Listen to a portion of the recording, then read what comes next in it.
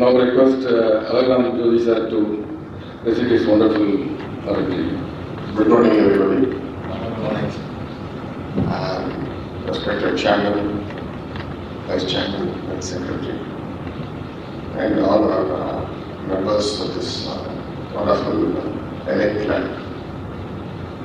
Thanks for inviting me to be a part of this program and give a lecture on the topic raising of title. See, purchase of property, everyone does. Right? Everyone's interest is purchase of property. But அது பண்ணும்போது என்ன பண்ணணும் அப்படின்றது யாருக்குமே இன்னும் ஒரு clarity இல்லை. போகிறோம், ஒரு டாக்குமெண்ட் ரைட்டர்கிட்ட கொடுக்குறாங்க, எழுதுறாங்க, ரெஜிஸ்டர் பண்ணுறாங்க, தென் தே கேம் அவுட். அதுக்கப்புறம் ஒரு பிரச்சனைகள் அப்புறம் தான் அங்கே உள்ள என்னென்ன பூதங்கள் இருக்குன்றதே வெளியே தெரியும். ஸோ அப்போ பர்ச்சேஸ் பண்ணுறதுக்கு முன்னாடி எவ்வளோ கேர்ஃபுல்லாக இதை ஹேண்டில் பண்ணணும் அப்படிங்கிறது தான் இன்னைக்கு என்னுடைய டாஸ்காக இருக்கும். இப்போது ஒரு பேங்க் பேனல் அப்ளிகேட்டாக நான் என்னென்னு பார்ப்பேன் ஒரு ஒப்பீனியன் கொடுக்குறதுக்கு முன்னாடி. ஏன்னா bank gives you loan based on the property. அப்போ அந்த ப்ராப்பர்ட்டி வேல்யூபிள் ப்ராப்பர்ட்டியாக இருக்கணும். அவங்களுக்கு வந்து அந்த ஒருவேளை ஒரு பாரோவரால் ரீபே பண்ண முடியல அப்படின்னா அவங்களுக்கு ரெக்கவரியே வந்து அந்த ப்ராப்பர்ட்டியை பேஸ் பண்ணி தான். ஸோ அப்போ they are more careful in identifying the property.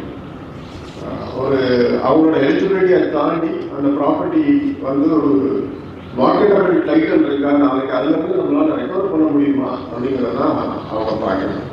அதே மாதிரி நம்ம ப்ராப்பர்ட்டி வாங்கும் போது நம்ம பிரச்சனை இல்லாத ப்ராப்பர்ட்டி வாங்கணும். Most of the real estate பிஸ்னஸில் என்ன ஒரு இது பண்ணுறாங்க அப்படின்னா they are forcing the people. Sir நீங்கள் இந்த ப்ராப்பர்ட்டி நீங்கள் இன்னைக்கு முடிக்கலன்னா அடுத்தவங்க ரெடியாக இருக்காங்க, இன்றைக்கே வாங்கிக்கோங்க, இல்லாட்டி முடிச்சு அதாச்சு ஏதாச்சு. இது வந்து ஒரு பெரிய புஷ் பண்ணி அவங்க மைக்கு அந்த நேரத்தில் நமக்கு ஒரு அந்த ப்ராப்பர்ட்டியை பார்த்தா பிடிச்சிருந்துருக்கோம், உடனே நம்மளை வந்து அந்த பிரெயின் வாஷ் பண்ணி அன்றைக்கே அதை டீலை முடிக்க வைப்பாங்க. ஸோ நார்மலாக யூ கேன் ஆஸ்க் ஃபார் ஒரு 3 to 5 days time to study the title. ஏன்னா that's more important. Apart from the location of the property and the life of the property எல்லாம் தாண்டி டைட்டில் தான் ரொம்ப முக்கியம். ஸோ அதுக்கு ஒரு டைம் கிடைக்கும். You can go to a good advocate, civil law knowing advocate. You can ask for a title report. அதுவுமே எல்லாரும் வந்து பேப்பர்ஸை கொடுத்தாங்க, சார் சாயந்தரம் ரிப்போர்ட் கிடைச்சிக்கலாம், ஒரு 1 hour வாங்கிக்கலாமா, ஏதோ வந்து ஒரு சும்மா சர்டிஃபிகேட் மாதிரி நினைக்கிறாங்க. Based on the title document உடனே ஒரு சர்டிஃபிகேட் இஷ்யூ பண்ணுறாரு ஒரு அட்வொகேட், அப்படி தான் அதை ரிவ்யூ பண்ணுறாங்க. But that's not correct. அதில் இன்டெப்த்தாக நிறைய பார்க்க வேண்டிய விஷயங்கள் நிறைய இருக்கு. ஆனால் இன்னைக்கு உள்ள சுச்சுவேஷனில் ரொம்ப சீரியஸாக திங்க் பண்ணோம்னா 100 daysக்கு போகிற மாதிரி இருக்கு. ஏன்னா அவ்வளோ ப்ராப்ளம்ஸ். இப்போ நாங்கள் வந்து நார்மலாக ஒரு 30 years பார்ப்போம். ஒரு நார்மலாக 30 yearsங்கிறது எங்களோட இங்கிலேருந்து ஒரு 30 years அப்படிங்கும்போது ஒரு மார்கேஜ் வச்சுருந்தாலும் இதுவும் வந்து நமக்கு ஈஸியில் ரிஃப்ளெக்ட் ஆகும். So it will be easy for us அப்படிங்கிறது வந்து மினிமம் ஒரு அவங்களோட பொசிஷன் ஒரு 30 years இருக்குது அப்படின்னா, அண்டர்ஸ்டாண்டாக இருக்குது, ஒரு டைட்டில் இருக்குது அப்படின்னா we can go for it அப்படிங்கிறது வந்து ஒரு நார்மலான தியரி. பட் இன்னைக்கு பார்த்தீங்கன்னா நிறைய வந்து இப்போ பழைய டாக்குமெண்ட்ஸை தூக்கிட்டு வர்றாங்க. லீகலாக சில விஷயங்கள் இன்டெப்த்தாக இருக்கு. அந்த காலத்தில் இனாம் லேண்ட்ஸாக இருந்தது, அந்த மாதிரி சில கேட்டகரிஸ் இருக்கு. இப்போ அந்த மாதிரி சில லேண்ட்ஸை வந்து சேல் பண்ண முடியாத சில கண்டிஷன்ஸ்லாம் இருக்கு. பட் அதெல்லாம் மறைச்சு நிறைய டிரான்சாக்ஷன்ஸ் ஆகிட்டே இருக்கு. பட் நம்மளும் அதை நம்பி வாங்கணும். இப்போ ரீசெண்டாக ஒரு நீங்கள் பேப்பர்ஸ் எல்லாம் நிறையா பண்ணிருப்பீங்க. அந்த சிஎஸ்ஐ சர்ச்சோட ப்ராப்பர்ட்டி வந்து வித்தது சேதான்னு சொல்லிட்டு ஒரு சீல்லாம் பண்ணாங்க. பட் இதெல்லாம் வந்து வை இட் ஹேப்பன்ஸ் அப்படின்னா இதெல்லாம் வந்து உண்மையிலே கரெக்டாக ப்ரொசீஜர் ஃபாலோ பண்ணியிருக்காங்களா இல்லையா, whether CSI church can sell the property, இதெல்லாம் வந்து இந்த இடத்துல நிறைய உள்ளடங்கிய விஷயங்கள் இருக்கு. பட் யாரும் அதை வந்து வெளியே சொல்றதில்லை. ரெசல்யூஷன் இருக்குங்க, இது இருக்கு, அப்ரூவல் இருக்கு, யூ கேன் செல், அவ்வளோதான்.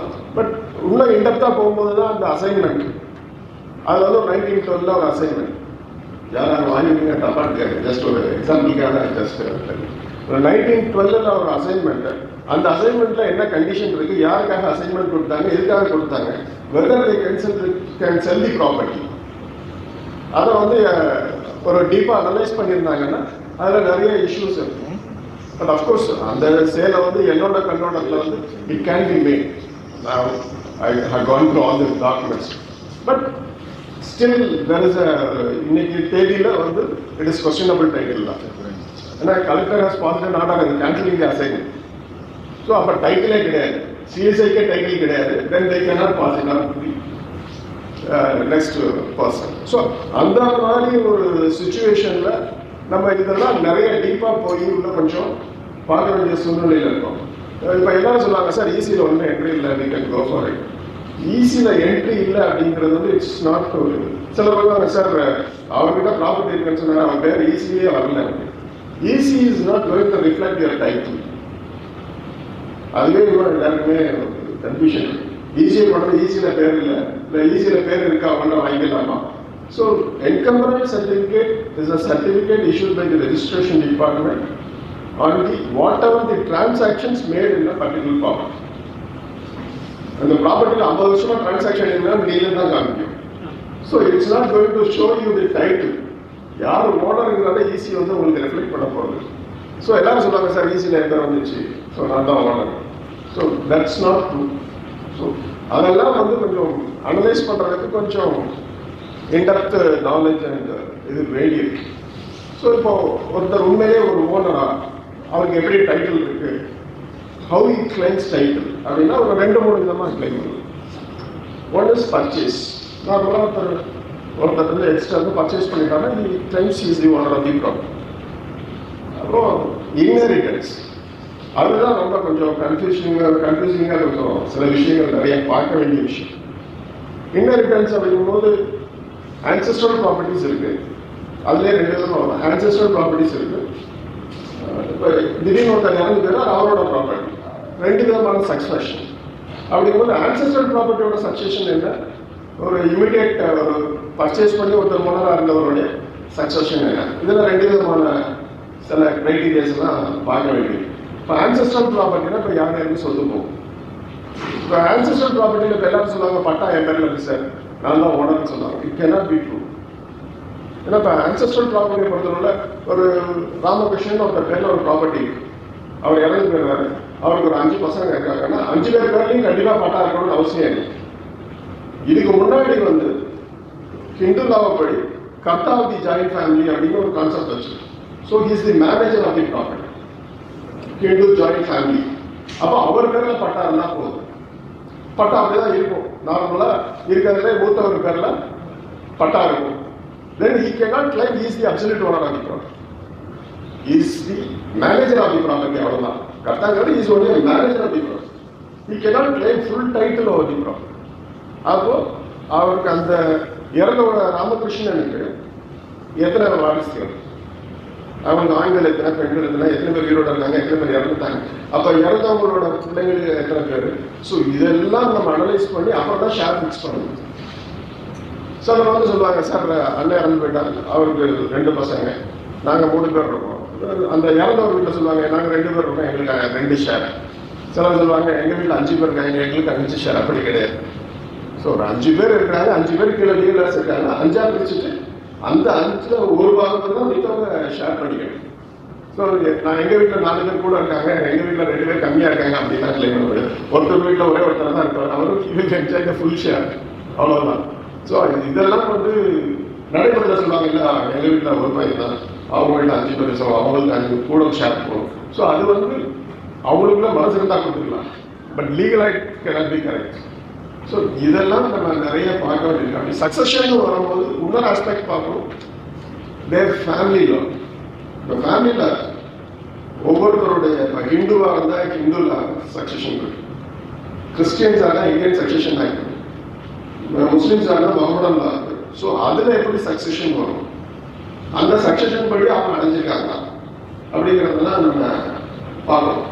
ஒரு கிறிஸ்டியன் லா எடுத்துட்டோம்னா இந்தியன் சக்சஷன் ஆக்டில் வந்து இப்போ யாருமே வந்து இப்போ நம்மளோட கல்ச்சரில் அதாவது தமிழ்நாடு சட்டத்தில் யாரும் வந்து இந்த மாதிரி வேரியேட் பண்ணி பார்க்குறதே இல்லை. எல்லாருமே ஈக்குவலாக ஒரே மாதிரி தான் ட்ரீட் பண்ணிட்டு இருக்கோம். But it's not correct. இப்போ கிறிஸ்டியன் லா எடுத்துக்கிட்டிங்கன்னா ஒய்ஃப் வந்து 1/3 ஷேர் போயிடும். குழந்தைங்க இருந்தாங்கன்னா ஒய்ஃபுக்கு 1/3 ஷேர் கொடுத்துடணும், மீதியெல்லாம் குழந்தைங்க பிரிச்சுக்கணும். சப்போஸ் குழந்தைங்க இல்லைன்னா 1/2 ஷேர் அவங்களுக்கு போயிடும், மீதியை வந்து அவங்க பிரதர் சிஸ்டர்ஸ் பிரிச்சுக்கலாம். ஸோ இந்த மாதிரி விஷயங்கள் வந்து ஒவ்வொரு லாலையும் டிஃபரெண்டாக இருக்கும். அதே மாதிரி ஒருத்தர் இறந்துட்டார் அப்படின்னா அம்மா உயிரோட இருந்தால் அம்மாவுக்கும் ஷேர் போகும், அப்பாவுக்கு ஷேர் போகாது. அப்பாவுக்கு எப்பவுமே குழந்தைங்க இருந்தால் அப்பாவுக்கு ஷேர் வராது. ஸோ அப்பா வந்து சார் எவ்ரிவன் கிளைம்ஸ் அப்பா அம்மா இருக்காங்க ஆளுக்கு ஒரு ஷேர் அப்படிலாம் சொல்லுவாங்க. அப்படிலாம் கிடையாது. அம்மா இருந்தால் அம்மாவுக்கு மட்டும் தான் ஷேர், அப்பாவுக்கு ஷேர் கிடையாது. ஸோ இதெல்லாம் வந்து நாங்கள் கொஞ்சம் ஒர்க் அவுட் பண்ணுறோம். ஸோ இதுக்கு தான் கொஞ்சம் டைம் கேட்குறது. நார்மலாக வந்து ஒப்பீனியன்ஸ் வரும்போது we ask for time. But எல்லாரும் கூட சார் நாளைக்கு நான் அட்வான்ஸ் கொடுக்கலன்னா போயிட்டு சார் ப்ராப்பர்ட்டி போயிட்டு சார் எனக்கு இன்னைக்கே சொல்லியிருக்கேன் சார் அப்படின்னாங்க. நான் கோர்ட்டு பார்ப்பேன் காலையில் ஒப்பீனியன் பார்ப்பேன். ஸோ பார்க்கலாம், depends on the emergency. But அவ்வளோ எமர்ஜென்சியை நீங்கள் பார்க்காதீங்கன்னு தான் சொல்லுவேன். ஏன்னா நிறைய நேரத்தில் வந்து அந்த எமர்ஜென்சி சுச்சுவேஷனில் பார்க்கும்போது நிறைய மிஸ்டேக் ஆகிறது வாய்ப்புகள் நிறைய. இப்போ நாங்கள் வந்து சில சமயத்தில் எங்களுக்கு சில ஏரியாஸ் தெரியும், double entry areas, triple entry areas, fraudulent areas, இதெல்லாம் கொஞ்சம் எங்களுக்கு அவங்க எக்ஸ்பீரியன்ஸ் வேணும். அந்த மாதிரி வரும்போது சொல்லுவோம் சார் ஐடி கிளியராக தான் இருக்குது, முடிஞ்சளவு இந்த ஏரியாவை அவாய்ட் பண்ணுங்க. சில ஏரியாவில் கம்யூனல் ப்ராப்ளம்ஸ் இருக்கும். ஸோ இந்த ஏரியாவில் போனீங்கன்னா இந்த கம்யூனிட்டி இருப்பாங்க, அந்த ஏரியாவில் நீங்கள் வாங்கினீங்கனாலும் போய் என்ஜாய் பண்ண முடியாது, ப்ளீஸ் அவாய்ட்னு சொல்லுவோம். ஸோ இதெல்லாம் அவுட் ஆஃப் எக்ஸ்பீரியன்ஸ் சொல்கிறது. But we should not say that, but it is the situation. நீங்கள் ஒரு இடத்துல ப்ராப்பர்ட்டி போய் இன்வெஸ்ட் பண்ணிடுவீங்க, but you can not enjoy. ஏன்னா என்ன சார் சட்டப்படி நான் கரெக்டாக தான் வாங்கிக்கிறேன். எஸ் சட்டப்படி கரெக்டாக தான் இருக்கும், but you can not enjoy. அதுதான் கலர் நிலவரம் இருக்கும். நீங்கள் அங்கே உள்ளே போக முடியாது, ரியாலிட்டின்னு ஒன்று. ஸோ எங்களுக்கு ஓரளவுக்கு ஒரு எக்ஸ்பீரியன்ஸ் பீப்புளுக்கு அதுவும் தெரியும். சரி இந்த ஏரியா கொஞ்சம் அவாய்ட் பண்ணிடுங்க. சில சொல்லுவாங்க சார் இந்த ப்ராப்பர்ட்டியை நான் பார்த்துட்டேன், பக்காவாக பிடிச்சி புதுசாக வாங்கி ஆகணும்பாங்க. நான் சொல்கிறேன் சார் இதில் இவ்வளோ இஷ்யூ இருக்குது, உங்கள் இதில் எடுத்து நீங்கள் பார்த்துக்கணும். On paper I will give you the title, but ரியாலிட்டியில் ப்ராப்ளம் வரும், செக் பண்ணிக்கோங்க. ஸோ இதெல்லாம் வந்து எக்ஸ்பீரியன்ஸில் தான் சொல்லணும். ஸோ இதுக்கெல்லாம் கொஞ்சம் you have to give some time and think before purchasing the property. எந்த ஏரியாவில் வாங்குறோம், எந்த மாதிரி ப்ராப்பர்ட்டிஸ் வாங்குறோம். அப்போ ஒரு ஹவுஸ் ப்ராப்பர்ட்டி வாங்குறதுல என்ன பண்ணணும், ஒரு லேண்டட் ப்ராப்பர்ட்டி, ஒரு அக்ரிகல்ச்சர் ப்ராப்பர்ட்டி வாங்குறதுல என்ன பண்ண பார்க்கணும். இதெல்லாம் கொஞ்சம் ஒவ்வொருக்கும் ஒரு கேட்டகரைசேஷன் இருக்குது. ஒரு அக்ரிகல்ச்சர் ப்ராப்பர்ட்டி போகிறீங்கன்னா அக்ரிகல்ச்சர் டெனண்ட் இருக்காங்களான்னு பார்க்கணும். ஸோ டெனண்ட் இருந்தால் you can not evict him any time. Once tenant always tenant, அவங்க வந்து ரிமூவ் பண்ணவே முடியாது, வெக்கேட் பண்ண முடியாது. ஸோ டெனண்ட்டுன்னு அவங்க ரெக்கார்ட் பண்ணிட்டாங்க அப்படின்னா, தாசில்தார் அதுக்கு தனி தாசில்தார் இருக்காங்க, அங்கே போய் ரெக்கார்ட் பண்ணிட்டாங்கன்னா you can not vacate till they do the agriculture. அவன் பரம்பரையாக அனுபவிச்சுட்டு இருப்பான், சொத்துக்கு தான் நீங்கள் போகவே முடியாது, அவன் தான் ஓனர் மாதிரி. அதில் தான் பார்த்தீங்கன்னா நீங்கள் அவுட்டரில் போய் நீங்கள் லேண்ட் வாங்கினீங்கன்னா அவன் சொல்லுவான் எனக்கு 50%, டெனண்ட்டுக்கு 50%. அவன் ஓனர் ஆகிடும், 50% ஓனர் மாதிரி கிளைம் பண்ணுவான். அக்ரிமெண்ட் போட்டிருப்பாங்க, எனக்கு வந்து 10 வருஷத்துக்கு நான் விவசாயம் பண்ண அதெல்லாம் அக்ரிமெண்ட் இஸ் இன்வெலிட். அக்ரிகல்ச்சர் டெனன்சியை பொறுத்தளவு அந்த மாதிரி ஒரு இது கிடையாது. ஒன்ஸ் நீங்கள் டெனன்சி ரெக்கார்ட் பண்ணிட்டீங்கன்னா அவ்வளோதான். நீங்கள் அதுக்கு வெக்கேட் பண்ணுறதுக்கும் சில கண்டிஷன்ஸ் இருக்குது. அந்த கண்டிஷன்ஸ் இருந்தால் தான் வெக்கேட் பண்ண முடியும். ஒரு 3 வருஷம் அவங்க விவசாயமே பண்ணாமல் இருக்கணும், பேரல் லேண்டாக விட்டுருக்கணும், உங்களுக்கு ஷேர் தராமல் இருக்கணும், அந்த மாதிரி ரெண்ட் தராமல் இருக்கணும். ஸோ அதெல்லாம் வந்து பண்ணி அதுக்கப்புறம் தான் யூ கேன் எவிக்ட். அதுக்கும் நீங்கள் கோர்ட்டு போய் ப்ரொசீஜர்லாம் தான் யூ கேன் எவிக்ட். ஸோ அப்போ வந்து அந்த ப்ராப்பர்ட்டி நீங்கள் கிட்டக்கே போக முடியாது. இப்போ on paper you will be the owner of the property, practice you can not be, practically you can not be the owner of the property. அந்த மாதிரி நிறைய விஷயங்கள் வந்து அந்த சொத்து வாங்கும்போது ரொம்ப கேர்ஃபுல்லாக ஒரு ப்ராப்பர்ட்டி வாங்க போகிறோம்னா அந்த ஏரியாவுக்கு போயிட்டு ஃபர்ஸ்ட் அந்த ஏரியா என்ன மாதிரி area, what kind of people are residing there, அங்கே கரன்சி ரைட்ஸ் எல்லாம் எப்படி இருக்குது, அந்த ஏரியா மக்கள் எப்படி முத்துருப்பாங்க, முட்டு மாட்டாங்களா, தேர்ட் பார்ட்டி போனால் உள்ள விடுவானா மாட்டாங்களா, இதெல்லாம் நீங்கள் ஒரு அனலைஸ் பண்ணிங்கன்னா ஒரு அக்ரிகல்ச்சர் ப்ராப்பர்ட்டிக்குள்ளே உள்ளே போய் நீங்கள் வாங்கணும். அதுக்கப்புறம் சட்டத்தில் கோர்ட்டில் போகிறது பண்ணோன்னா you know the judicial system. இன்னைக்குள்ள சிஸ்டமில் you cannot get justice immediately. Minimum it will take 15 years to 20 years to get a final order from the court. So, அந்த மாதிரி சுச்சுவேஷனில் you have to be very careful in investing in the property. இப்போ ஒரு வீடு வாங்க போகிறீங்க அப்படின்னா வீட்டில் டெனண்ட் இருக்காங்க. ஸோ அதுலேயும் இதே மாதிரி தான் டெனண்ட் அலோகேட் பண்ணணும்னா நீங்கள் டெனண்டாக பார்த்து இல்லாட்டி நீங்கள் கோர்ட்டில் போய் ரிஜிஸ்ட்ரேஷன் ஆகிட்டு அவங்க இருப்பான், நீங்கள் ரெண்ட் கண்ட்ரோல் ஆக்டில் போய் நீங்கள் ஓபி போட்டு அவங்களை வெக்கேட் பண்ணி அது மேலே அப்பீல், அதுக்கு மேலே ஆர்சி, இதெல்லாம் போய் முடிச்சு வர அது ஒரு 12 வருஷம் ஆகும். ஸோ பொறுத்து இல்லை, கோர்ட் ப்ரொசீஜர்ஸ் அந்த மாதிரி இருக்கு. கோர்ட்லேயும் வந்து நிறைய பேக்லாக்ஸ் நிறைய இருக்கு. So we are not able to encourage. But அதுதான் இப்போ அல்டர்னேட்டிவ் டிஸ்பியூட் ரெசல்யூஷன்ஸ் வந்து இன்ட்ரடியூஸ் பண்ணிட்டாங்க. So we can settle it amicably. அது வந்து இப்போ ஆர்பிட்ரேஷன் ஆல்ரெடி எல்லாமே பண்ணியிருக்கோம். இப்போ மீடியேஷன், கோர்ட் அரெஸ்ட் மீடியேஷன்ஸ் பண்ணியிருக்காங்க. பட் இப்போ புதுசாக மீடியேஷன் ஆக்ட் வந்ததுக்கப்புறம் it's going to be private mediations also allowed. So நீங்கள் ப்ரைவேட்டாகவே மீடியேஷன் பண்ணிக்கலாம். பண்ணி ஒன்ஸ் அதில் ஒரு செட்டில்மெண்ட் ரிசீவ் என்டர் ஆகிட்டீங்க அப்படின்னா it becomes a binding judgment on both the parties. அது மாதிரி ஒரு இது பண்ணுறாங்க. ஸோ லோக் அதாலத் இருக்கு, ஸோ கன்சிலியேஷன் இருக்கு, ஸோ ஜுடிஷியல் செட்டில்மெண்ட் இருக்கு. ஸோ இதெல்லாம் வந்து அல்டர்னேட்டிவாக வந்து கோர்ட்டே வந்து இப்போ புஷிங் ஃபார் இட். ஏன்னா because of the backlog as per the statistics of the Supreme Court வந்து இன்னைக்கு உள்ள பேக்லாகை கிளியர் பண்ணணும்னா ப்ரொசீஜரெல்லாம் எல்லாத்தையும் முடிக்கணும். இன்னைக்கு உள்ள பேக்லாக் வரைக்கும் அப்படின்னா it will take around 106 years அப்படிங்கிறது supreme கோர்ட்டோட statistics. It's not my statistics, it's a Supreme Court statistics. So இதனால நம்ம வந்து இப்போ அல்டர்னேட்டிவ் டிஸ்பியூட் ரெசல்யூஷனையும் நம்ம we have to take into consideration.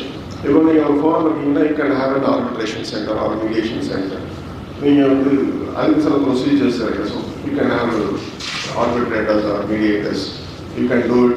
அதை வந்து ஒன்ஸ் செட்டில்மெண்ட் ஆகிடுச்சுன்னா இட் கேன் பி ரெஜிஸ்டர்ட். ஒரு பாடி கிரியேட் பண்ணுறாங்க, அதை போய் ரெஜிஸ்டர் பண்ணிங்கன்னா it's binding judgment on both the parties. One who violates has to நம்ம அதை கோர்ட்டுக்கு போய் டைரெக்டாக எக்ஸிக்யூட் பண்ணிக்கலாம். ஸோ அதுக்கு மேலே அப்பீல் கிடையாது. எவ்ரிதிங் இஸ் கட்டம், ஒரு கட்டம் ஆகிடும். ஸோ சார் சொன்ன மாதிரி ஃபீஸ் கொடுத்துட்டே இருக்கிறது இதெல்லாம் கட்டாயம். ஸோ ஒன்ஸ் ஒரு செட்டில்மெண்ட் ஆகிடுச்சுன்னா அன்னையோட அந்த ப்ராப்ளம் சால்வ் ஆகிடும். Once for it's get settle. அதுதான் அந்த மீடியேஷனில் ஒரு நல்ல எஃபெக்ட் கொடுத்துருப்பாங்க. ஆக்ட் வந்து பாஸ் ஆகிடுச்சு, இம்ப்ளிமெண்டேஷனும் பாதி கொடுத்துட்டாங்க. இன்னும் ஒரு ரூல்ஸ் ஃப்ரேமுக்காக பெண்டிங் இருக்குது. ஹவு டு கோ அபவுட், எங்கே ரெஜிஸ்டர் பண்ணுறது, இதெல்லாம் ஃபிக்ஸ் பண்ணி அந்த அத்தாரிட்டிஸ் ஃபிக்ஸ் பண்ணுறதுக்காக இட்ஸ் பெண்டிங். ஸோ இதெல்லாம் வந்து இப்போ நம்ம வந்து லீகலாக இதை ஃபேஸ் பண்ணி விட்டு வெளியே வரணுங்கிறது இன்னைக்கு உள்ள ஒரு judicial system it takes time. அதனால முடிஞ்சதும் வாங்கும் போதே ரொம்ப கேர்ஃபுல்லாக டு பர்ச்சேஸ். ஏன்னா பர்ச்சேஸர் பிவேர்னு தான் சொல்லுவாங்க. கேவே தவிர்த்தா பர்ச்சேஸர் பிவேர், அதுதான் லாஸ் ஆகும். நீங்கள் வாங்கும்போது நீங்கள் இவாட்டுவீங்க, அதுதான் சட்டம் சொல்லுது. ஸோ நீங்கள் ஒரு இடத்துல நீங்கள் ப்ராப்பர்ட்டி வாங்கிட்டீங்கன்னா ஏமாந்துட்டீங்கன்னா கூட கோர்ட்டுக்கு போனால் கோர்ட் வந்து கேட்கும் அதுவே பொனஃபைட் பர்ச்சேஸ். பொனஃபைட் பர்ச்சேஸாக இருந்தால் மட்டும்தான் கோர்ட்டு என்ன உங்களுக்கு ஒரு காம்பன்சேஷன் தரும். நீங்கள் வந்து எதுவுமே பார்க்காம கொடுத்தாருன்னு வாங்கிட்டேன் அப்படின்னு சொன்னீங்கன்னா you cannot claim to be a bona fide purchase. இப்போ பொனஃபைட் பர்ச்சேஸ்னா ப்ராப்பராக இன்டர்னல் சர்டிஃபிகேட் போட்டு வாங்கி ஒரு அட்வொகேட் ஒப்பீனியன் வாங்கி எல்லாம் செக் பண்ணி நான் ப்ராப்பராக வாங்கியிருக்கேன், அதையும் மீறி நான் ஏமாந்துருக்கேன், அதையும் மீறி சில இடத்துல தவறு நடந்திருக்கு அப்படின்னா மட்டும்தான் court can interfere and give you compensation. Otherwise you cannot claim to be a bona fide purchase. நான் வாங்கிட்டேன் இப்போ அதனால எனக்கு தான் டைட்டில் இருக்கு அப்படின்னா சில சமயத்தில் என்ன பண்ணுவாங்கன்னா அது ஈஸிலேயே சில சமயத்தில் ஃப்ராட்லாம் பண்ணிட்டு 6 மாதத்துக்கு முன்னாடி ஒருத்தர் எடுத்துருப்பான், அந்த ஈஸி என்ட்ரி ஏறதுக்கு முன்னாடி ஒருத்தர் எடுத்துருவான் அதே பார்த்து. ஸோ ஃபர்ஸ்ட் வாங்கினவங்களுக்கு தான் டைட்டில், செகண்ட் வாங்கினவங்களுக்கு டைட்டில் கிடையாது. So you cannot claim to be bona fide பர்ச்சேஸ்னா ஈஸியில் என்ட்ரி வந்திருக்கும், நீங்கள் பார்க்காம வாங்கிட்டீங்கன்றது தான் இருக்கும். பட் இன்னைக்குலாம் day to day easy entry ஏறிடுது. பட் ஸ்டில் இன்னொரு 3 days வரைக்கும் கொஞ்சம் பேக்லாக் இருக்குது. அதர்வைஸ் இப்போல்லாம் ஈஸி என்ட்ரி உடனே ஏறி முந்திலாம் வந்து மேனுவலாக ஏற்றுவாங்க. So it takes some time, ஒரு 2 months கூட ஆகும். அதுக்குள்ளே நீங்கள் திரும்ப ரீசெல் எல்லாம் பண்ணிடுவாங்க. ஸோ இந்த மாதிரி தான் நிறைய விஷயங்கள். அல்லது எல்லாரும் 13 வருஷம் ஈஸி பார்ப்பாங்க. இப்போ 13 வருஷத்துக்கு முன்னாடி எடுத்துருப்பான், பட்டா வந்து எங்களுக்குள்ளே இருக்கும், இவன் போய் எதிர்ப்பு எடுத்துட்டு போயிடுவான். ஈஸி 13 வருஷத்துக்கு எடுத்தால் 13 வருஷத்தில் என்ட்ரி இருக்காது. பாருங்க ஏட்ட தான் இருக்குது, பட்டா இருக்குன்னு சொன்னால் எடுத்துட்டு போயிடுவான். நீங்கள் 13 வருஷத்தை தாண்டி போய் பார்க்கும்போது பார்த்தீங்கன்னா அவங்க அப்பா எடுத்துருப்பாரு. ஸோ இப்போ இருந்தாலும் பட்டா இருக்கும். நம்ம வாங்குறதுல இன்னொரு பெரிய தப்பு என்ன பண்ணுறோம்னா வாங்கிட்டு அப்படியே கொண்டு போய் லாக்டவுன் வச்சிடும். யாரும் பட்டா மாற்றுறதில்லை, டேக்ஸ் மாற்றுறதில்லை. ஏன்னா அப்போ தான் வந்து நம்மளுடைய பொசஷன் கன்ஃபார்ம் ஆகும். ரெவன்யூ ரெக்கார்ட்ஸ் நம்ம பேர் மாறும்போது தான் உங்களுடைய பொசஷன் கன்ஃபார்ம் ஆகும். ஸோ பொசஷனை கன்ஃபார்ம் பண்ணணும்னா உங்களுக்கு வந்து நீங்கள் உங்களோட ரெவன்யூ ரெக்கார்ட்ஸை கிளியர் பண்ணிக்கணும். அந்த ரெவன்யூ ரெக்கார்ட்ஸை கிளியர் பண்ணும்போது நீங்கள் பர்ச்சேஸ் பண்ண ஒரு 1 weekலேயே போய் நீங்கள் அப்ளை பண்ணி பட்டாவும் வீடாக இருந்தால் ஹவுஸ் டேக்ஸ் இபி எல்லாத்தையுமே வந்து அவங்க தெரிஞ்சு ரிலேட் பண்ணி பக்காவாக நீங்கள் எப்போ அதை கரெக்ட் பண்ணுறீங்களோ அன்றைக்கி தான் பி சேஃப். அவங்களுக்கு வந்து நாளைக்கு போகும்போது நான் எல்லாமே இன்னைக்கு வரைக்கும் டேக்ஸ் நான் தான் பே பண்ணிட்டு இருக்கேன், இவங்க வந்து ஃபோர்ஃபில் பண்ணலாம் அப்படின்லாம் கிளைம் பண்ணுறதுக்குலாம் ஒரு வாய்ப்பு வந்து அப்போதான் கிடைக்கும். ஸோ நிறைய பேருக்கு வந்து அந்த பழக்கமே இல்லை, வாகனங்களை கொண்டு போய் அப்படியே லாக்கில் வச்சுருக்காங்க, ஜீரோவில் வச்சுருக்காங்க. அதுதான் நார்மலாக வந்து செய்யக்கூடிய விஷயம்.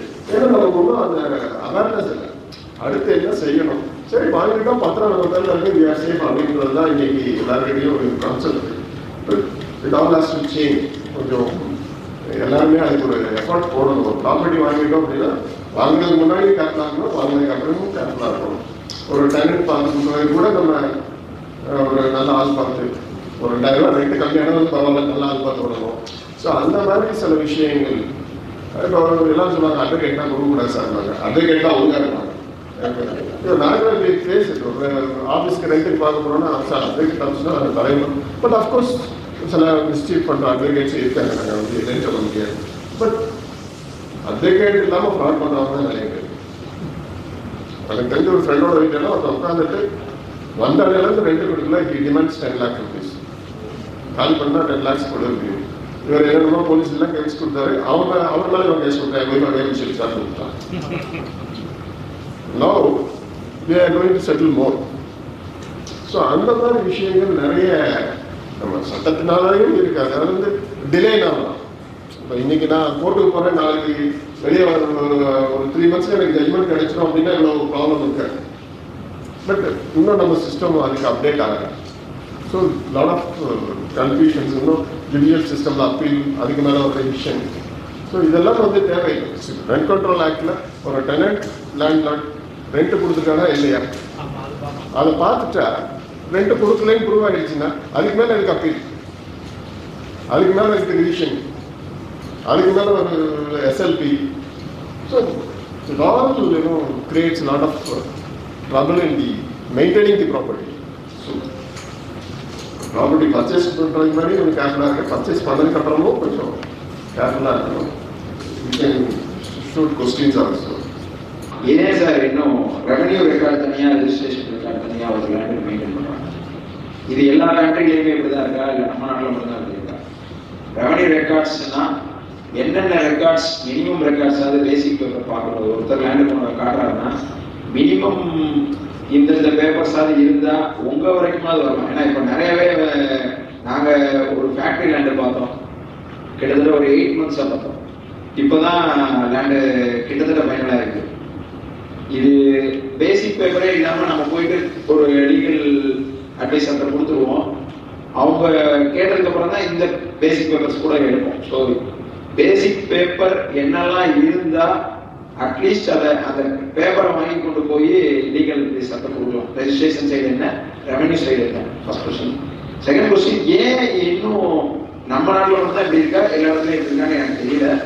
ரெவன்யூ ரெக்கார்டு தனியாகவும் ரெஜிஸ்ட்ரேஷன் ரெக்கார்டு தனியாகவும் 2 ரெக்கார்டுமே வேணும்னு ஏன் வலியுறுத்துறாங்க? Revenue records and title documents ஏன் 2 டிஃப்ரெண்ட் ஆக்ட். இப்போ நம்ம கண்ட்ரியில் தான் இந்த மாதிரி இருக்குது. நம்ம கண்ட்ரியிலுமே வந்து நார்த்தில் வந்து டைட்டில் டிரான்ஸ்ஃபர்ங்கிறதே கிடையாது. மும்பைலெல்லாம் எடுத்துக்கிட்டீங்கன்னா ப்ராப்பர்ட்டி பெஸ்ட் only the government. You can have only leasehold right, no ownership. Mumbai பொறுத்தவரை ஒன்லி லீஸ் தான் எடுக்கும். ஸோ அது வந்து கவர்மெண்ட் ப்ராப்பர்ட்டி தான். மும்பையை பொறுத்தவரை இட்ஸ் கவர்மெண்ட் ப்ராப்பர்ட்டி. இண்டிவிஜுவல்ஸ் வந்து நீங்கள் லாங் லீஸ் எப்படி எடுக்கிறீங்களோ அதை பொறுத்து தான் கவர்மெண்ட் யூஸ் லீஸ் அந்த மாதிரி இருக்கு. பட் நம்ம ஸ்டேட்டை பொறுத்தளவில் பேரலாக தான் இருக்குது. ரெஜிஸ்ட்ரேஷன் தனி, ரெவன்யூ ரெக்கார்ட்ஸ் தனியாக தான் இருக்கு. ஏன் அப்படின்னா ரெவன்யூ டிபார்ட்மெண்ட்டோடைய ரோல் வேறு, ரெஜிஸ்ட்ரேஷன் டிபார்ட்மெண்ட்டோட ரோல் வேறு. ரெஜிஸ்ட்ரேஷன் டிபார்ட்மெண்ட் ஜஸ்ட் ரெஜிஸ்டர்ஸ் தி டாக்குமெண்ட். நீங்கள் என்ன டாக்குமெண்ட் நீங்கள் கொடுத்தீங்கன்னாலும் ரெஜிஸ்டர் பண்ணணும். அதுக்கப்புறம் ஸ்டாம்பு இருக்கு, அதுக்கு ஒரு ரெஜிஸ்ட்ரேஷன் ஃபீஸ் இருக்கு, அவன் பண்ணணும், அவ்வளோதான். அதில் வந்து உங்களோட ஃபுல் டைட்டில் கன்ஃபார்ம் ஆகுமா ஆகாது. It's only a mere transfer of things or registering of documents is done by the registration. Revenue recordல பார்த்தீங்கன்னா who is the owner, who is in possession of the property, எல்லாத்தையும் revenue ரெக்கார்ட்ஸ்ல பார்க்க முடியும். நீங்க ஒரு பட்டாச்சீட்டா எடுத்தீங்கன்னா title holder யாருங்கிறது ஒரு அடங்கல் எடுத்தீங்கன்னா அந்த அடங்கல்ல வந்து தேவையான என்ட்ரி டெனன்ட் இருக்காங்களா இல்லையா அப்படிங்கிறது. ஸோ அக்ரிகல்ச்சர் லேண்ட் நம்ம போகும்போது அந்த revenue record plays vital role. நீங்க பட்டா சீட்டா அடங்கல், இப்போ இந்த அடங்கல் எடுக்கும்போது அடங்கல்ல வந்து கடைசி என்ட்ரி இருக்கும். அது யாருமே நாம தான் பார்க்க முடியல. அந்த கடைசி என்ட்ரில தான் யாரு டெனன்சி இருக்கா, யாரு பொசிஷன்ல இருக்கா, அல்லது அந்த லேண்டோட நேச்சர் என்ன. ஈவன் அந்த அடங்கல்ல பாத்தீங்கன்னா நேச்சர் ஆஃப் சாயில்ல இருந்து எல்லாமே இருக்கும். அதுல வந்து நீங்க பாத்தீங்கன்னா என்ன லேண்ட், ஒரு செம்மண் தரையா களிமண்ணா, இது கூட நீங்க அதை பார்க்க முடியும். அது எத்தனை போகம் விளையும் அது முதல் கூட அதை பார்க்க முடியும். நஞ்சை நிலமா புஞ்சை நிலமா எல்லாமே அதுல அடங்கல்ல வந்து ஈஸிலி ஐடென்டிஃபை. அப்ப அந்த அதை பார்க்கும்போது தான் அதுல சில சமயத்தில் பாத்தீங்கன்னா ராக்கி ஏரியாஸ் ஒரு சின்ன கில்லுன்னு ஏதாவது என்ட்ரி போட்டிருப்பான், ஒரு வாட்டர் கோர்ஸ் போட்டிருப்பான். ஸோ அதெல்லாம் நீங்க பர்ச்சேஸ் பண்ணாலும் யூஸ் பண்ண முடியும். ஸோ அதுக்கு நீங்க அதுல இருக்க மண்ணை எடுக்கணும்னா கூட எவ்வளவு என்ன பர்மிஷன் பண்ணி government. Once again soil belongs to government. நீங்க உங்க ஓன் லேண்ட்லயே நீங்க சாயில் எடுக்கணும்னா தாசில்தார் பர்மிஷன் தான் சாயில் எடுக்க. ஸோ இதெல்லாம் அதுல விஷயங்கள் இருக்கு. Apart from all this things வந்து ஒரு அக்ரிகல்ச்சர் லேண்ட் வரும்போது ஃபீல்டு மேப் புக் பண்ணணும், எஃப்எல்இன்னு சொல்லுவாங்க. அதுவும் டோப்போ ஸ்கெட்ச்னு வரும். ரெண்டையும் எடுத்து கம்பேர் பண்ணணும்.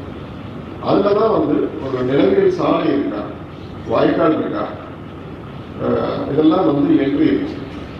ஒரு கோயில் இருக்கா, ஒரு இதெல்லாம் வந்து என்ட்ரி இருக்கும். அந்த என்ட்ரிஸ் தான் இருந்ததுன்னா நீங்க என்னைக்கு கேட்டாலும் கவர்மெண்ட் கேட்கும் போது அதை வந்து நீங்க ஒரு வழி இருந்ததுன்னா வழியை நீங்க கலந்து தான் ஆகணும். ஏன் இருக்கு பட்டா லேண்ட்ல இருக்கிற வழி விட முடியாது, நீங்க யார்ட்டையும் கிளைம் பண்ண முடியாது. ஸோ நிலவியல் பாதைக்கு ரெக்கார்ட் இருந்ததுன்னா எவ்வளோக்கு ஒரு சேனல் இருந்ததுன்னா சேனல் எவ்வளோக்கு அந்த சேனலை நீங்க க்ளோஸ் பண்ண முடியாது.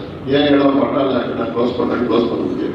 ஸோ இதெல்லாம் வந்து கம்பேர் பண்றது நீங்க இதெல்லாம் பார்த்தா தெரிய முடியும். பிளஸ் வந்து ஒரு ஹை டென்ஷன் வயர் போடுறது, ஒரு இடி வயர் போடுறது, இது எல்லாமே என்ட்ரிஸ் இருக்கும். நீங்க ஹை டென்ஷன் வயர்ல இருக்க இடத்துல போய் வாங்கினீங்கன்னா வேற பர்பஸ் யூஸ் பண்ண முடியாது,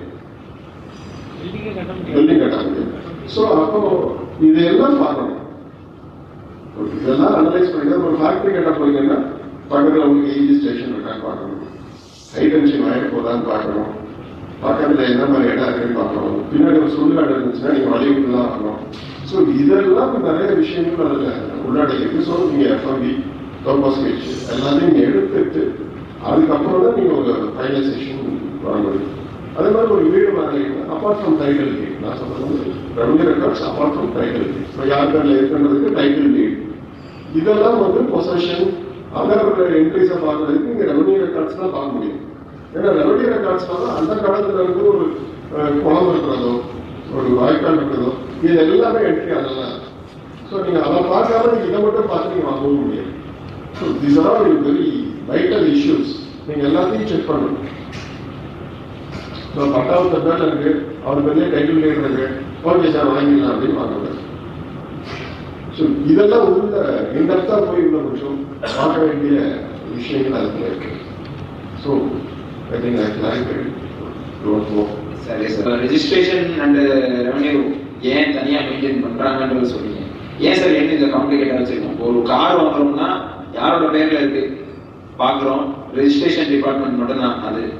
அதுக்கு இந்த மாதிரியான எந்த இதுவுமே இல்லை. ஏன் இன்னும் காம்ப்ளிகேஷன்ஸ் இருக்கு? நீங்களே சொன்னீங்க 106 வருஷம் ஆகும் அப்படின்னு சொன்னீங்க. ஏன் நம்பர் ஆஃப் ஜட்ஜஸ் கூடல? இதெல்லாம் வந்து அவுட் ஆஃப் இது கேட்குறேன். ஜட்ஜஸ் ஏன் கூடல அப்படின்னா it's all depends on the constitution. நீங்க இப்போ ஒரு நம்பர் ஆஃப் ஜட்ஜை கூட்டணும்னா ஸ்டேட்டாக இருந்தால் ஸ்டேட் கவர்மெண்ட் வந்து ஒரு ரெசல்யூஷன் பாஸ் பண்ணி அது மேலே ஒரு ஆக்ட் போட்டு அது கவர்மெண்ட் அசன்ட் வாங்கி அதுக்கப்புறம் தான் இன்க்ரீஸ் பண்ண முடியும். ஹைகோர்ட்டை பொறுத்தளவில் அதாவது சுப்ரீம் கோர்ட்டை பொறுத்தளவில் ஒன்லி தி பார்லிமெண்ட் பண்ணுறது. இப்போ வந்து நமக்கு வந்து ஸ்டேட்டுக்கு வந்து முன்னாடி வந்து 60 ஹைகோர்ட் ஜட்ஜஸ் தான் அலௌடாக இருந்தது. இப்போ ரீசெண்டாக ஒரு 3 இயர்ஸ் முன்னாடி it has been modified as 75. After long struggle வந்து 60லேருந்து 75 தான் கொடுத்துருக்காங்க நம்மளோட ஸ்டேட். அதுவும் பெஞ்ச் ஃபார்ம் பண்ணதுக்கு அப்புறம் நிறைய போராட்டத்துக்கு அப்புறம் இட் கேம் அவுட். ஸோ இதெல்லாம் வந்து அந்தந்த ஸ்டேட்டோட ஸ்ட்ரென்த்தை பொறுத்து இவங்களோட டிமாண்டை பொறுத்து central government has to notify. இதெல்லாம் நிறைய ப்ரொசீஜரல் இருக்கு. Plus budget allocation. ஃபைனான்சியல் வந்து அதுக்கு பட்ஜெட் அலோகேஷன் கொடுக்கணும். ஒரு ஹைகோர்ட் ஜட்ஜுக்குன்னா எவ்வளோ அமெனிட்டிஸ் கொடுக்க வேண்டியிருக்கிறது நிறைய. ஒரு ஹைகோர்ட் ஜட்ஜ் இருக்காருன்னா 4 OA, 2 PS, செக்யூரிட்டி, அவருக்கு தனி பங்களா, அவருக்கு தனி கார், டிரைவர், இப்படி ஒரு மினிமம் ஒரு 10 அமெனிட்டி கொடுக்கணும். அந்த அமெனிட்டிஸ்க்கு ஃபுல்லாக the state government has to பேர். ஸோ அதுக்கு பட்ஜெட் அலோகேஷன். ஒரு ஜட்ஜை கூடுறதுன்னா ஜட்ஜோட சேலரி மட்டும் இல்லை, ஜட்ஜு சேலரி 2 லட்சம் தான். பட் அவருக்கு கொடுக்கக்கூடிய பர்க்ஸ் பார்த்தீங்கன்னா கிட்ட 7 லட்சம் ரூபாய்க்கு போகும். So it all depends. ஒரு மாதம் ஒரு ஜட்ஜுக்கு ஒரு 10 லட்சம் அலோகேஷன் கொடுக்கணும் அப்படின்னா it has to come from the state treasury. Central கவர்மெண்ட்டே ஒரு அலோகேஷன் கொடுத்தா கூட the finance department of the state has to give. அதே மாதிரி லோயர் ஜுடிஷியரியும் ஒரு டிஸ்ட்ரிக்ட் ஜட்ஜ்னா அவருக்கும் இதே மாதிரி அவருக்கும் கம்மியாக இருக்கும். அவ்வளோதான் 4 OA இப்போ 2 OA ஒரு கார். ஸோ எல்லாமே depends on interlinks. Everything has to be looked into. உடனே எல்லாத்தையுமே இன்க்ரீஸ் பண்ண முடியாது. சப்போஸ் எல்லாத்தையுமே இன்க்ரீஸ் பண்ணி வேகமாக முடிச்சிட்டோம்னாலும் அப்புறம் அவங்களுக்கு சம்பளம் கொடுக்க முடியாது. 35 years to 40 years வரைக்குமே நம்ம ஈஸி பார்த்துட்டு நம்ம ப்ராசஸ் பண்ணிடுவோம்.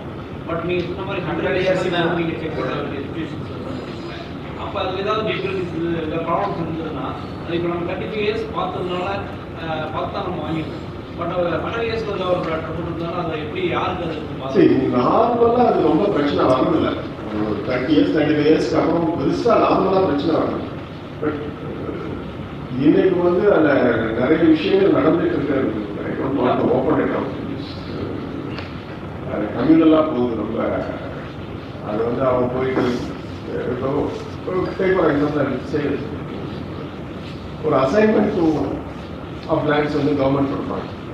எக்ஸஸ் லேண்ட் இப்போ இடையில வந்து ஒரு ஆக்ட் பண்ணுது, லேண்ட் சேவிங் ஆக்ட்.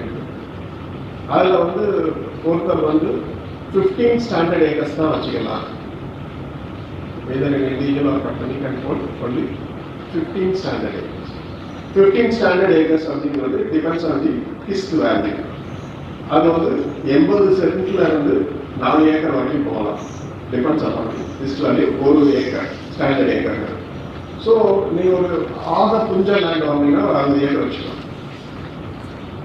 ஒரு லஞ்ச லேண்ட் வாங்கினீங்கன்னா 80 சென்ட் தான். 80 சென்ட் தான் ஒரு ஸ்டாண்டர்ட் ஏக்கர். ஸோ நீங்கள் அப்போ அவ்வளோதான் லேண்ட் வச்சுக்க முடியும். அந்த சீலிங் ஆக்ட் வந்ததுக்கப்புறம் நிறைய லேண்ட்ஸ் வந்து கவர்மெண்ட் எக்ஸஸ் லேண்ட் உபரி லேண்ட் எடுத்துட்டாங்க. அந்த லேண்ட்ஸ் எல்லாம் என்ன பண்ணாங்கன்னா லேண்ட்லெஸ் புவருக்கு வந்து டிஸ்ட்ரிபியூட் பண்ணாங்க, பட்டா போட்டு கொடுத்தாங்க. அப்படி கொடுக்கும்போது அக்ரிகல்ச்சர் லேண்டாக இருந்தால் 2 ஏக்கர் வரைக்கும் கொடுக்கலாம். So they will allot to various people. அப்படி கொடுக்கும்போது வேரியஸ் செக்மெண்ட் கொடுப்பாங்க. அதுலேயே நிறைய கேட்டகரைசேஷன் வச்சுருக்காங்க. பிசிக்கு கொடுக்குறதுனா என்ன, எஸ்சிக்கு கொடுக்குறாங்க என்ன, எஸ்டிக்கு கொடுக்குறாருனா என்ன, ஒரு காமன் பப்ளிக் கொடுக்குறாங்க. ஸோ ஒரு மிலிட்ரி அது இப்படி கேட்டகரைஸ் வச்சுருக்காங்க. ஒரு எஸ்டிக்கு கொடுத்தாங்க அப்படின்னா ஒரு மலைவாழ் மக்கள் அவங்களுக்கு கொடுத்துட்டாங்கன்னா, நீங்கள் வேற எஸ்சிக்கு கொடுத்தாங்கன்னா வேற கம்யூனிட்டி பீப்புளுக்கு யூ கேனாட் ட்ரான்ஸ்ஃபர். அதே மாதிரி எஸ்சிக்கோ எஸ்டிக்கோ கொடுத்தது 30 வருஷம் வரைக்கும் அவங்களே டிரான்ஸ்ஃபரே பண்ண முடியாது. டிரான்ஸ்ஃபர் பண்ண இட்ஸ் வாய்ட், விற்க முடியாது. ஒரு பிசிக்கு கொடுத்தாங்க அப்படின்னா 10 இயர்ஸ்க்கு விற்க முடியாது. இப்போ ஒரு எஸ்சிக்கு லேண்ட் கொடுத்தது ஒரு இன்டர்வியூமா விற்கிறாங்க அப்படின்னா it has to they have to go and approach the revenue authorities, get permission, then only they can sell the property. அதுவும் எஸ்சி எஸ்டிக்கு வாங்கின ப்ராப்பர்ட்டி எஸ்சி எஸ்டிக்கு தான் செல் பண்ணணும். ஆனால் நம்ம வந்து நடைமுறையில் அதெல்லாம் பார்க்க முடியும். ஒரு எஸ்சிக்கு அலாட் பண்ண லேண்ட் 50 வருஷத்துக்கு முன்னாடி அலாட் பண்ண லேண்டா அவன் வந்து ஒருத்தருக்கு விற்று இன்னொருத்தருக்கு விற்று எல்லாம் பண்ணி இன்னைக்கு பிளாட் போட்டு விற்று எல்லாம் வீட்டெல்லாம் கட்டிட்டோம். திடீர்னு ஒருத்தரமா அதை எஸ்சிக்கு அலாட் பண்ண லேண்ட் கனெக்ட் போட்டு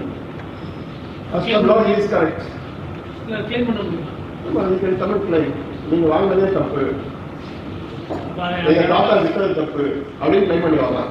Now the government says yes, you are right. Then your full title is to your toss. So இதெல்லாம் தான் வந்து அதுக்காக தான் நாங்கள் வந்து இன்னும் பேக்கா போக வேண்டியதுன்னு சொல்ல வேண்டிய ரீசன் அதுதான். Sir but you have to be very careful. Sir இன்வெஸ்ட்மெண்ட்டோடைய அமௌண்ட்டுக்கு தகுந்த மாதிரி you have to be careful sir. அவ்வளோதான் சார். இப்போ லீகல் ஹையர் சர்டிஃபிகேட் வச்சு நம்ம லீகல் ஹையர் கண்டுபிடிச்சிடலாம். பட் இப்போ இன்னைக்கு நீங்கள் சொன்ன இன்ஃபர்மேஷனில் ஒரு இன்ஃபர்மேஷன் ரொம்ப ஆச்சரியமாக இருக்குது. ஹிந்து லாஸ் வேற, முஸ்லீம் லாஸ் வேற, கிறிஸ்டியன்ஸ் லா. இப்போ நேமில் வந்து பழைய ஆட்கள் நேம் வந்து யார் கிறிஸ்டியன் யார் ஹிந்துன்னு கண்டுபிடிக்கிறது சார்? இல்லை, நீங்கள் வந்து இப்போ வந்து நீங்கள் டெத் சர்டிஃபிகேட்டு வாரிசு certificate you can find Hindu கிறிஸ்துவர் அப்படின்னு போட்டுருவோம். நீங்கள் டெத் சர்டிஃபிகேட்டில் பார்த்தீங்கன்னா இருக்கும், லீகல் சர்டிஃபிகேட்லையும் இருக்கும். அது வந்து ஸ்பெசிஃபிக்காக இருக்கும். யாரும் பார்க்கறது இந்த ஊரில் இந்த இடத்தில் வசித்து வந்தால் இந்து சுமார் இத்தனை வயதில் இன்னார் இறந்துக்கிட்டார் அப்படின்னு தான் இருக்கும் கிறிஸ்துவர். ஏன்னா இவங்க போய் ரெக்கார்ட் பண்ணுறது தான். பட் அசாம் நவ் இங்கே என்ன பெரிய பிரச்சனை அப்படின்னா, they will live as a Christian but they will not convert officially. அப்ப அது அவங்களுக்கு செல்லாது சார். செல்லாது. அப்போ அவங்க வந்து ஹிந்துலாம் அப்படி தான் வரணும். on record they will not be Christians anywhere. இந்த கேஸ்ல ப்ராப்ளம். ஸோ இதெல்லாம் தான் ஒரு டிஃபரன்ஸ். இப்போ நீங்கள் முஸ்லீம் லாவில் என்ன பண்ணீங்கன்னா 4 மேரேஜ் பண்ணிக்கலாம். ஸோ அவன் கொடுக்கும் போதே ஒரு ஒய்ஃப் இருந்தால் 1/4 ஷேர், 4 ஒய்ஃப் இருந்தால் 1/8 share. Each wife can get 1/8 share. So sons and டாட்டர்ஸ்க்கு எப்போ வரும்னா ரெசிஜுரிங்கிறாங்க. இவங்களுக்குலாம் கொடுத்தது போக ஒய்ஃபுக்கு அப்பாவுக்கு இதுக்கெல்லாம் சில ஷேர்ஸ் கொடுத்தாங்க. அவங்கெல்லாம் ஷேராக இருக்கிறாங்க முஸ்லீம் லாவில். Sons and daughters are called the residuaries. மிச்சம் உள்ளால் தான் எடுத்துக்கணும். எச்சதாரிகள்னே சொல்கிறாங்க, எச்சதாரிகள் இருக்காங்க. ஸோ முஸ்லீம் லாவை பொறுத்தவரை சன்ஸ் அண்ட் டாட்டர்ஸ் அது நாட் லீகல் ஸ்ட்ரெயிட்டாகவே கிளைம் பண்ண முடியாது. தேர் ஒன்லி ரெசிஜுரிஸ். இவங்களுக்குலாம் கொடுத்தது போது மிச்சம் தான் சன்ஸ் அண்ட் டாட்டர்ஸ் எடுக்கணும். நம்ம ஆள் பேரண்ட்ஸ் வந்து நம்ம அதெல்லாம் நடைமுறையில் நம்ம எடுத்துக்கிறது. But law says strict sense of லாவில் எடுத்துட்டு போனீங்கன்னா சம்டைம்ஸ் நீங்கள் வாங்குற ஆளுக்கு டைட்டிலே இருக்காது.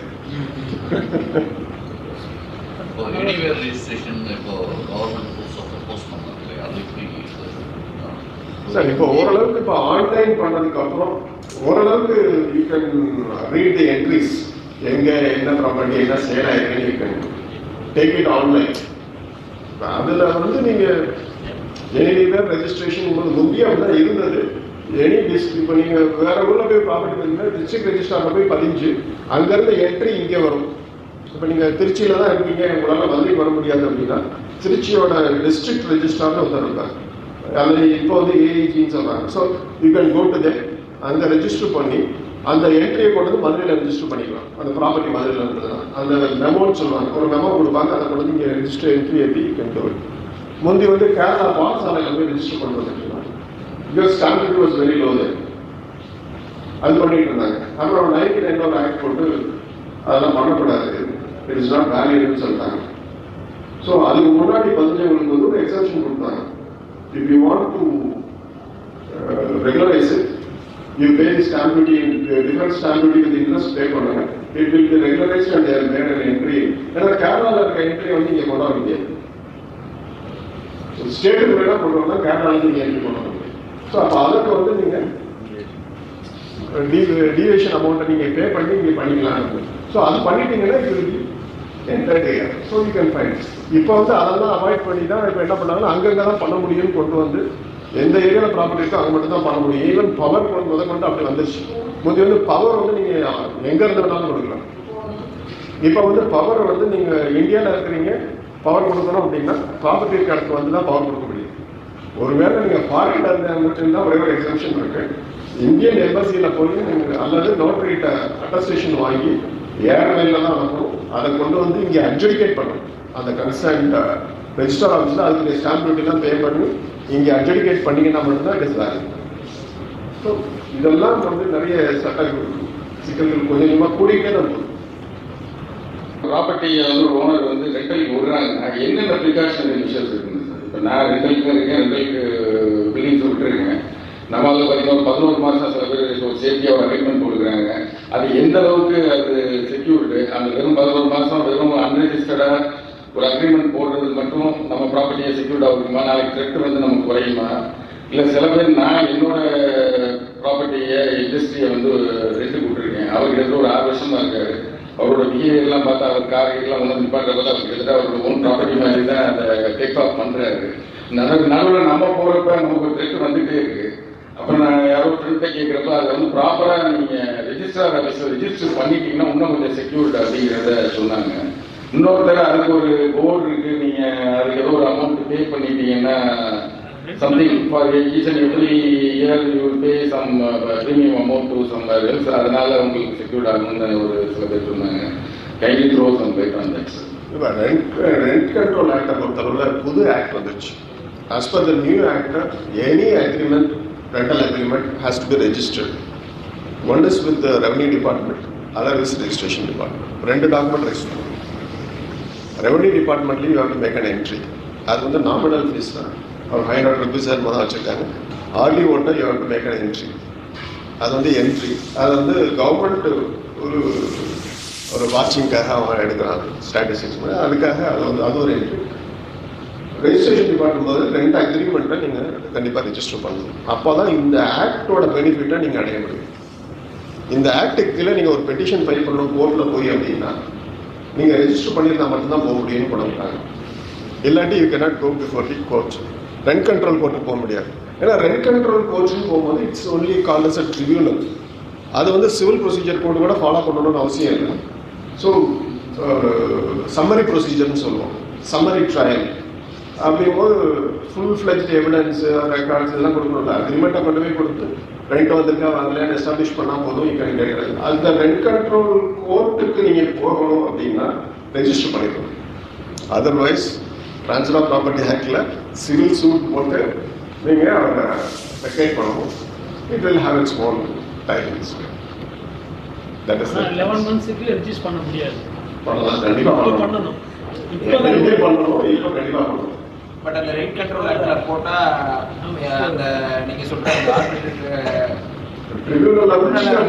சீக்கிரம் முடிச்சு அவரை வெளியேற்றுறது. ஆக்சுவலா as per the code வந்து அந்த நியூ ஆக்ட் படி பாத்தீங்கன்னா in every court there should be a separate court for this. ஒரு முனிசிபல் கோர்ட்லயே ஒரு செப்பரேட்டா ஒருத்தர் போடணும். போட்டு there will be called as a tribunal. அவங்க தனியா இருக்கணும். பட் நார்மலா வேரியஸ் இதில் வந்து கொடுக்கறது இல்லை. இருக்கிற கோர்ட்லேயே அவங்களுக்கு ஒரு அசைன்மெண்ட் கொடுப்பாங்க. அவங்களே there will be called as tribunal. அவங்க மற்ற சிவில் கேஸோட சேர்த்து இதையும் எடுக்கணும். ஸோ அதனால தான் டிலே ஆகுது. அதர்வைஸ் 90 daysக்குள்ள முடியும். அதர்வைஸ் இன்னொன்று, இந்த ரெண்ட் கண்ட்ரோலில் அந்த இடத்த வாடகை கொடுக்குறாங்க இல்லையா, இப்போ அவங்க வீடு வாடகை விட்டால் இந்த ரெவன்யூ ரெக்கார்ட் பிரகாரம் இந்த அமௌண்ட் தான் இருக்கணும்னு ஒரு கண்டிஷன் தான் இருக்குல்ல. அது ஒரு பெரிய விஷயம். இப்போ நம்ம அதை 2004 வந்து ப்ரொமோட்டர்ஸ் வந்து ஒரே ஒரு காரணம் தான் பார்த்தேன். இது ஆல்ராம் சார் ஆபீஸ்க்கு போய் லீகல் ஃபீஸ்லாம் பண்ணி கன்சல்டேஷன் பண்ண வேண்டிய this is not a common question. Okay, 2004ல மறுபடியும் பார்க்கிங் காமிச்சது. மறுபடியும் 2014ல வந்து தன்னோட ப்ராப்பர்ட்டி தன்னோட பொண்ணுக்கே கொடுத்துருக்காரு. அது எப்படி சார் பார்க்கா மாத்திரம் மெயின்டைன் பண்றதா இல்லை நம்ம எதா வேணாலும் ஒன்ஸ் அப்ரூவ்டு லேஅவுட்லயோ அப்ரூவ்டு பிளான்லயோ பார்க் அல்லது காமன் ஏரியா இருந்தா you cannot convert it sir. It has to be maintained as such. ஏன்னா இப்பெல்லாம் வந்து நீங்க பாத்தீங்கன்னா அப்ரூவல் போறதுக்கு முன்னாடியே ப்ரிலிமினரி அப்ரூவல் கொடுப்பாங்க, ப்ரீ சாங்ஷன் அப்ரூவல் கொடுக்குறாங்க. அதுபடி இன்னென்ன ப்ராப்பர்ட்டியை இன்னென்ன பர்பஸ்க்கு நீங்க ஒதுக்கி கொடுக்கணும், அதை வந்து கவர்மெண்ட்டுக்கு ரெஜிஸ்டர் பண்ணி கொடுக்கணும். கொடுத்ததுக்கு அப்புறம் தான் ஃபைனல் அப்ரூவலே வரும். ஸோ அந்த மாதிரி பண்ணி கொடுத்ததுக்கு அப்புறம் how can you read plans gift கொடுத்துருவீங்க கவர்மெண்ட்டுக்கு. ஓஎஸ்ஆர் பார்க்கு ஈபி இப்போ என்னன்னா ஒரு ஏரியா கொடுக்கணும்னா ஈபிக்கு ஒரு 5 சென்ட் வாங்கிக்கிறாங்க. ஸோ இப்பெல்லாம் நீங்க அந்த மாதிரிலாம் பண்ண முடியாது. முந்தி வந்து அதை பண்ணிட்டு இருந்தாங்க. முதல்ல வந்து பார்க்கணும் ஒரு ஏரியா விடுவாங்க, அப்புறமேல் ஒரு இது போய் அப்பீல்ல வந்து அதை கண்டிஷன் பண்ணாங்க, வந்து திரும்ப பிளான் பண்ணிட்டுருக்கோம். பட் இப்போ அதெல்லாம் முடியாது. பட் அது அப்போ பண்ணதுமே தப்பு. பட் இப்போ பண்ணவே முடியாது. 2004ல பண்ணது இப்போ பண்ண முடியும். 2004 எனி டைம் சார் அப்ரூவ்டு லேஅவுட்லயோ பிளான்லயோ shown as common property you cannot convert it. அது எந்த பீரியட் அர்த்தம் ஹாஸ்பிட்டல்ல மாத்திக்கலாம். Thank you, sir. Thank you. Thank you.